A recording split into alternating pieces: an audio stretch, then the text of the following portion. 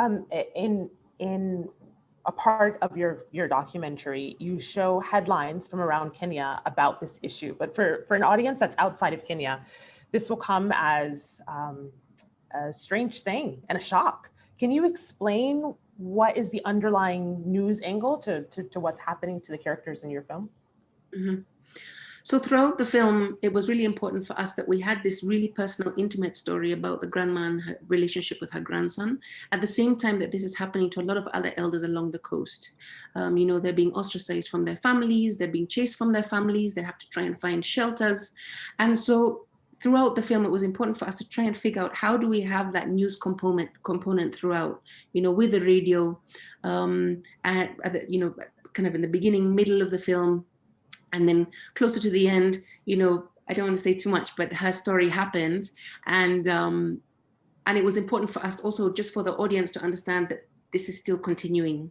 And that's why we chose to have those news articles, just to also highlight, you know, the urgency and the importance. Because it's kind of a widespread phenomenon about for the last 10 years along the coast. I think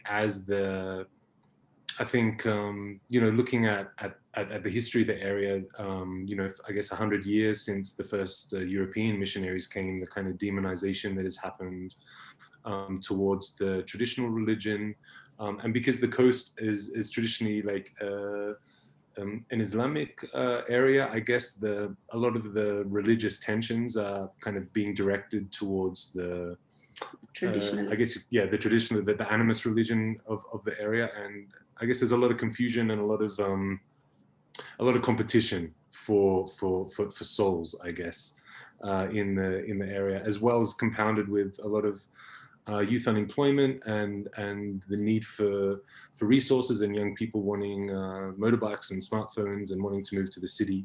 So when you have land as the most valuable resource that most families have, and the elders see that as a resource to be cherished and protected, whereas the young people are seeing it as something that you can sell off and move on.